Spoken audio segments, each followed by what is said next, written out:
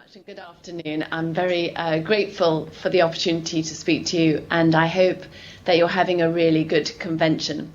I've been asked to talk about the experience of the 30% Club, and I hope that what I have to say might give you some encouragement as you embark on perhaps something similar in Malaysia.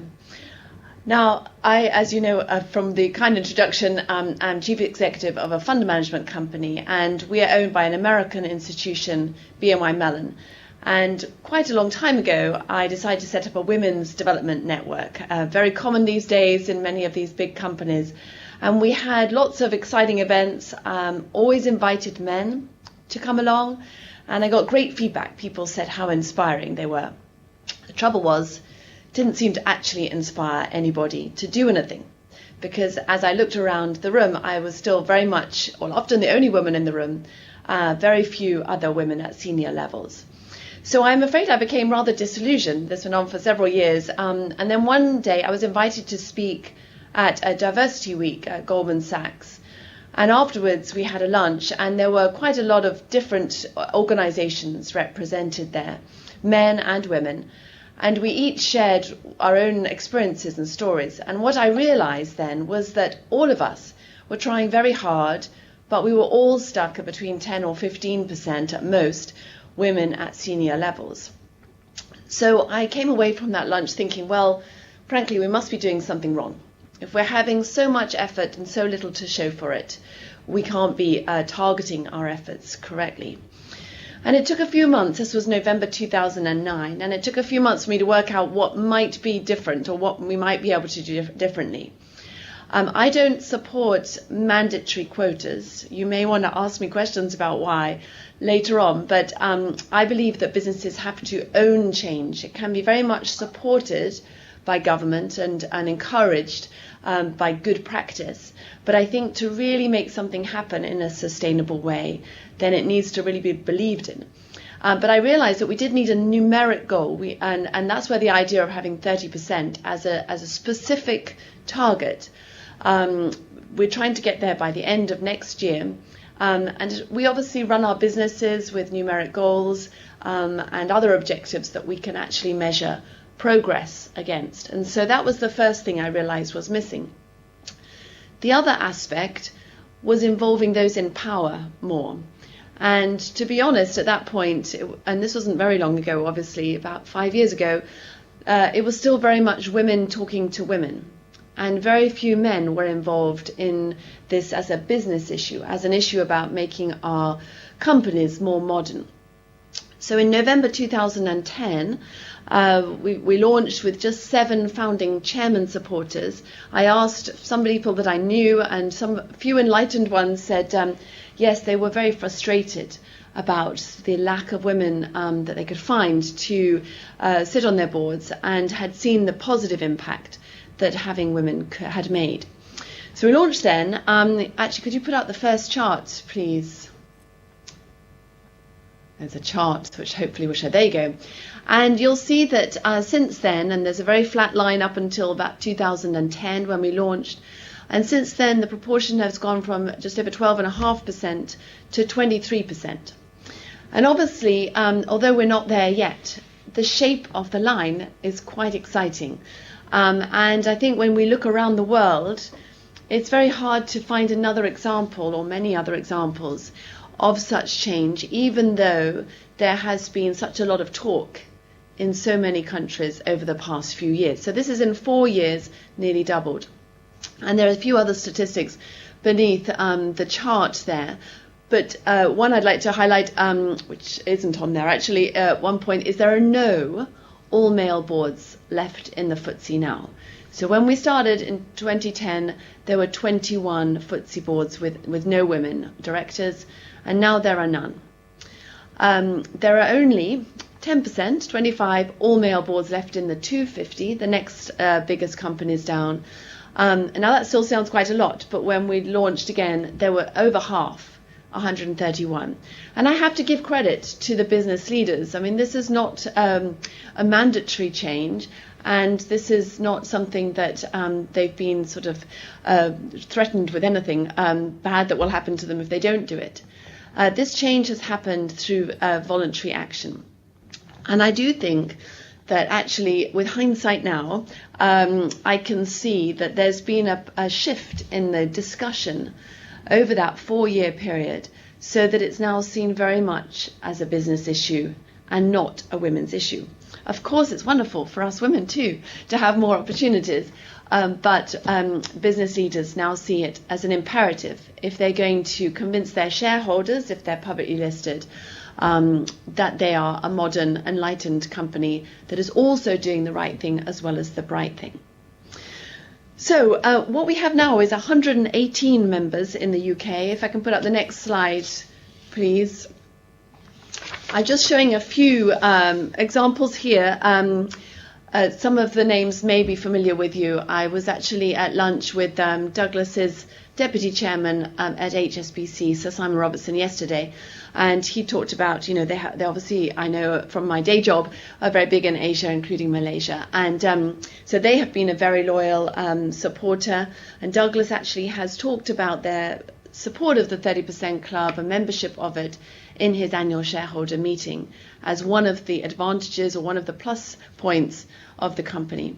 In the US, we have launched quite recently, in June of this year formally, and we only have 34 CEOs and chairman supporters to date, but I thought you might be interested to see the names of Warren Buffett, Larry Fink, and Peter Grauer among them.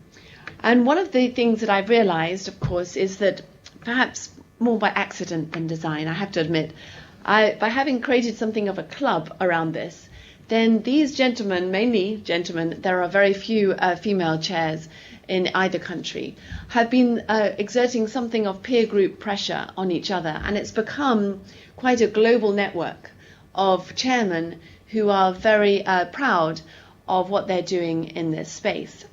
And that wasn't the case when we started. I don't want to imply in any way that this has been plain sailing. In the first few months, when I naively wrote to chairmen to ask them would they support this initiative, I had a lot of very negative comments, almost hate mail back. People felt that it was a special interest issue, that it wasn't anything to do with them.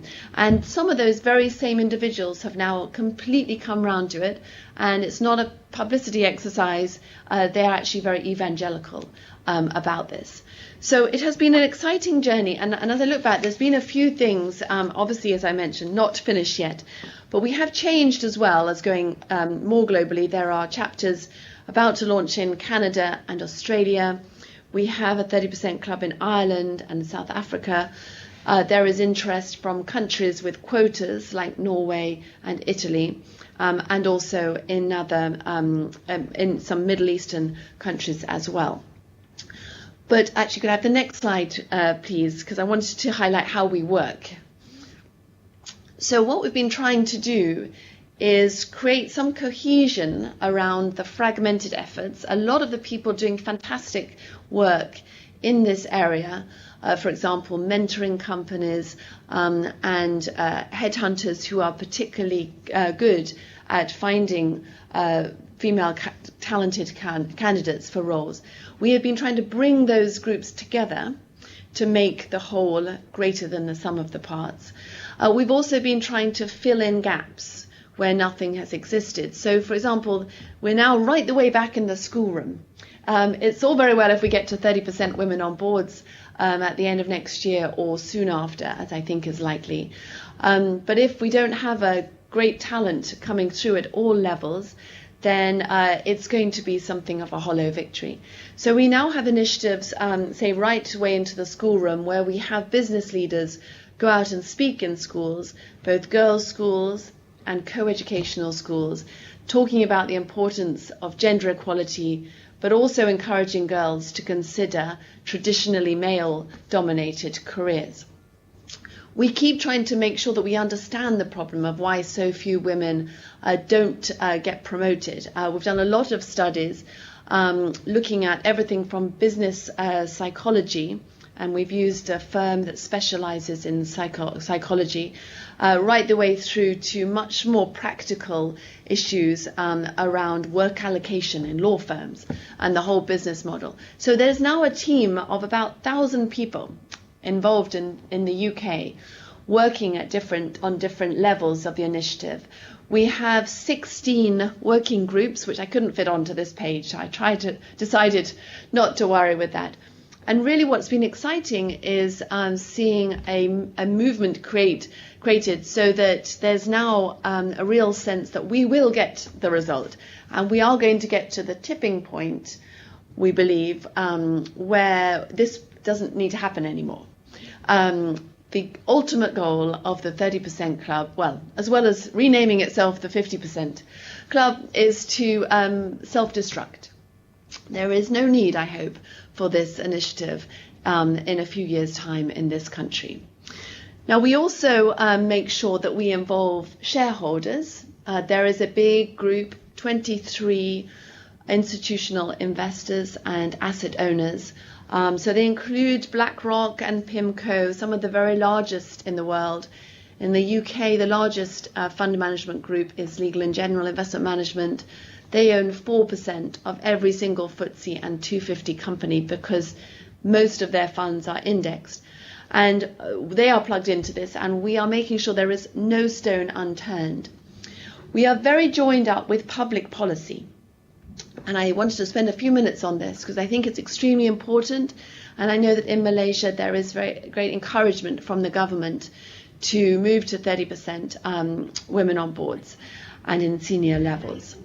And what we've seen in this country, soon after we launched, a gentleman called Lord Davis published a review.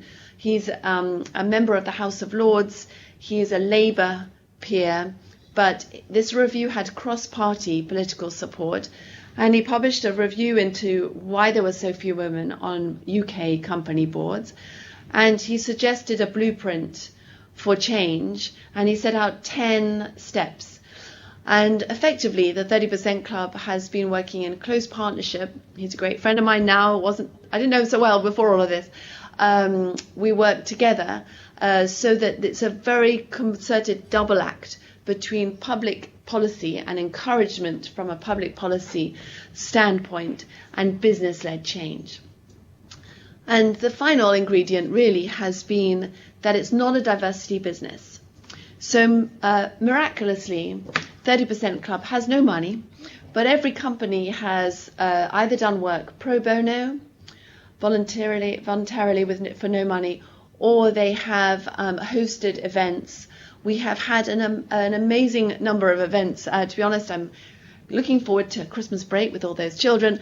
That it has been a very, very busy year. We have had in some months 6 or so events, and it only works by everybody playing their part. This is not something that I could impose. It's not something that anybody could impose, and it takes lots and lots of efforts.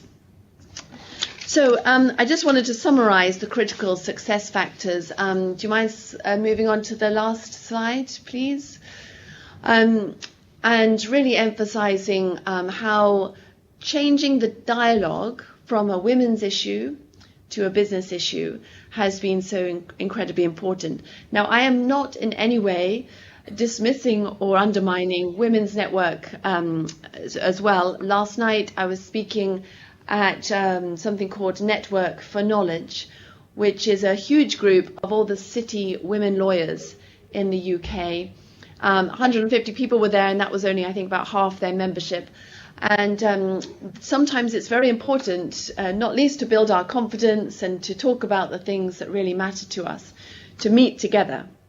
But for this, we need men to help to really make the difference. As I mentioned, it's been led by businesses, but supported by government, and that has been incredibly important. To be honest, I think if business hadn't got its act together, government would have imposed much more stringent conditions and made it more mandatory. So I can't underestimate the importance of the top business leaders, having the captains of industry saying, not just putting their names to a page, but speaking on the topic, being interviewed by the newspapers on the topic, speaking at our events, speaking at other events, trying to reach the unconverted as well. They have been our best recruiters of support. And last but by no means least, it's very collaborative. So there's no pride of ownership. We, as I said earlier, are working with all of the diversity businesses that are doing something that is aligned with what we're aiming for. And say it hasn't all been carefully thought through as well. That should be the last confession, I suppose, that actually one of the things that happened when we launched was one of the newspapers, a very influential newspaper here, said, well, 30% Club, it has a worthy ambition but very vague about how it's going to achieve it. And to be honest, the vagueness was quite important because what's happened is we've been able to change direction, to accelerate efforts where it's been evident that we've alighted upon something. We've been able to pilot things that we weren't sure were necessary. So we run a cross-company mentoring organization now for or mentoring for mid-career women. And I didn't know if that was superfluous. I thought lots of companies run mentoring, but actually turned out to be very liberating for the women to talk about what was going on in their lives and work to somebody outside their own organization. And 2/3 of our mentors are men. So they said it opened their eyes as to what the women were experiencing. So I have to say, I don't regret the vagueness. It means as well that as we enter our last year on our official objective, then we have a lot of support from a lot of different stakeholders, including, and this is genuinely my last point before I'll open to any questions, the media. So I am much less familiar with the media in Malaysia. The media are not always hugely supportive of business leaders, and it has been very interesting in this journey that there's been a joined up support from all different types of media, almost unofficial campaign on their part. I think it's regarded as doing a social purpose in this country, and that business and life will be better if we have more gender balance at the top, at all levels. Thank you. Helena will now be able to take questions from members of the conference. So, ladies and gentlemen, just kindly proceed to the nearest microphone. We've placed them along the aisle. Identify yourself and please present your question. Can we have the first question, please? Yes, go. Hello, just to introduce myself. My name is Anima Kosai. I'm with the oil and gas industry, a lawyer actually. One of the things, Helena, you mentioned is that when you first approached these chairmen, they weren't so supportive, but you said eventually they became almost evangelical in approach. What made them see the light? What did you do? Well, I'm not sure it's something I did, but there were two things probably. One was the pressure from their friends, their peers. And I'm sure it's the same. I mean, for me, it seems the same almost the world over, that when you get the chairman or CEOs of the top companies in a country, it's a close-knit group, close-knit community. They tend to know each other, respect each other. And so the early movers on this were very persuasive to some of their dissenting colleagues. I think the other thing was that they gradually realized that they were looking very old-fashioned, and that actually the mood of the moment, the zeitgeist, as we would put it, was very much pointing into the direction of getting with this program.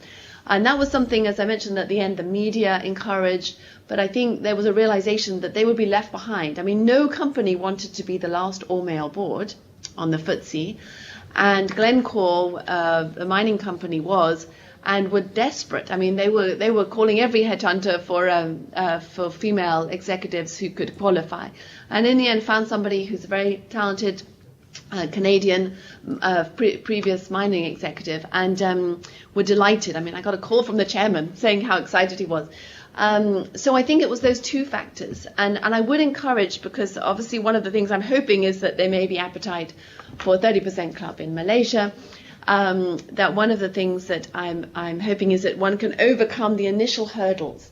Every country that we have gone into so far starts with this skepticism, oh, it's a women's thing, or what's it got to do with me? So it's possible. So I love that answer. So I just want to say something. I don't know if the media is here. This is a challenge from all these would-be women directors and the existing women directors. Who are those snazzy business leaders out there who's going to be the first ones to jump on and say, I've got 50% women on my board, for example. And then we want to see the rest of the leaders follow, yeah? Thank you very much. Next question, Dr. Hafsa. Yeah, just to answer that, I've got 30% women in my boards. Helena, I'm just bowled over with the statistics that you showed. Can't help but to take pictures on that. You did something right, something radical, pushing from 12.6% in 2010 for women in UK boards to 23.8%, almost 24%, almost doubling up.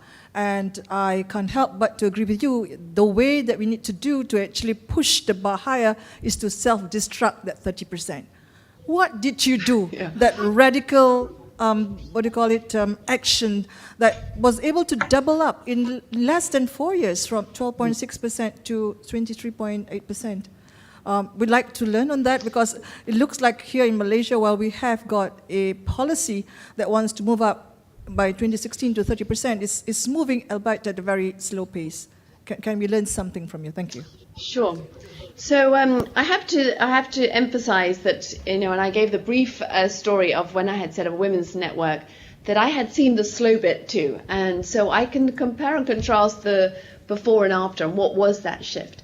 And I mean, I've mentioned already, but I'll reinforce it, because it really was the secret of it, and that was getting the men, that not just any old men, dare I say it, but really the leading men of the country to get behind this and actually make it something. This is their boardroom that we're talking about.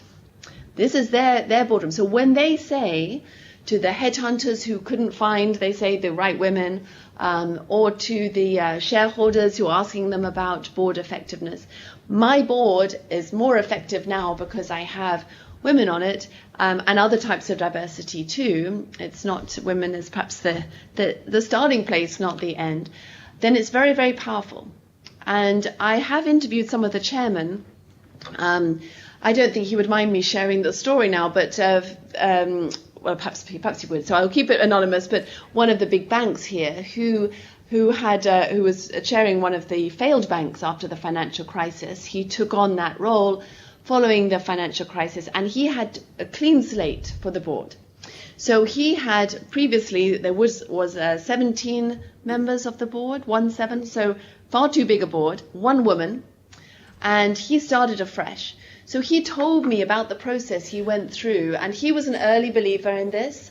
He realized he needed to do something radical, to use your word there, because that company was under such pressure. And he told me that he literally, he orchestrated a board, so not just that it would have at least 30% women, but also so that it would have international experience, so that it would have a younger person who might have more digital knowledge. And he masterminded this shake-up. And that, I think, has been another point here, that in this country, and not in America, I have to say, this country, there has been a self-reflection about company boards being ill-equipped for the challenges of the future, the way they were comprised. And that we needed to have, the status quo had contributed to the financial crisis, and we needed to change. So I have to say, I feel lucky. I don't want to take the credit, because a lot of these things came together. We just seized the moment and said, that means you need 30% women on the board at least. So perhaps that doesn't answer it, but it's this confluence, it's different factors coming together. But first of all, if we can get the men to support this and the media to support this, you will have a following wind. We have time for one more question. So can we have the final question, please? Just raise your hand. Yes, please. Yes, go ahead. The microphone is on. Just speak straight into it. Thanks. Hi, my name is Rumaizon. I'm a little bit confused. What actually worked? Was that the fear factor of not being left out? The boys' club needed to be together, so therefore I don't want to be the last one to have all male board, or was it the business-led initiative, business-led challenge? What was the real content of that business-led change or challenge initiative all about? So I guess it's a bit of fear and greed in this one. So the fear of not being left out has enabled us to get at least one woman on every FTSE board and nearly all the next size down, and also has made it, say, socially acceptable, if not welcome as a discussion point. The other thing that has obviously happened is clearly that people have now been analysing again since the financial crisis, and which is why I mentioned the shareholders. How do you make sure that you have succession planning in place that is appropriate? How do you make sure that the board is not just people who fill the job description but actually don't engage in a chemistry? And at the same time of all of these initiatives, so say there are 16 efforts, some of them about doing things better, some of them are about not doing things worse, if I can make that. Perhaps it doesn't make sense to say that, but some is about correcting bad things, and other is saying, what is the future? What is the future of work?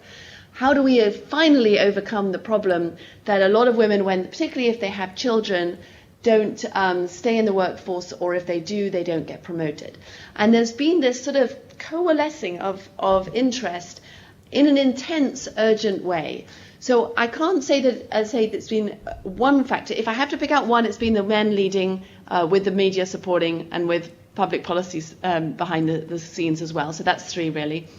But it's really hard work. I mean, it's not just me standing up and talking occasionally on the television or something. What happens is there's different programs. So we have, as I mentioned, the schools program. We have an early careers workshops, which are much more about equipping young women with the confidence that they say they lack. We have we have several mid-career programs, including the cross-company mentoring I mentioned. We have efforts with the headhunting community, with the investor community, with universities and business schools. So 3 of the business schools have given scholarships to 30% Club candidates. And we announced 3 scholarships, 2 at London Business School and 1 at Said Business School, part of Oxford University, just a week ago, to winners from around the world. And they're doing it partly so that they can also create this virtuous, or share in this virtuous circle. So it's very hard to say, and I'm very, very, very conscious that different countries have very different cultural and business traditions, and that the formula, if it is a formula, needs to be nuanced and adjusted. But I do think this idea of saying, okay, don't just tell people what to do, but work with them and make it easier. Find the women that could be candidates for their board. Make sure the shareholders acknowledge when the company board has appointed, when the chairman has appointed 2 women when they had none before. Just create a virtuous circle, and then we will hopefully go on to that self-destruction moment. Thank you very much, Helena, for taking time off so early in the morning to speak to us. There you go, big round of applause for you. And Helena, we wish you a wonderful day ahead. Thank you so much for the time. Thank you, and I hope you have a good day. Thank you.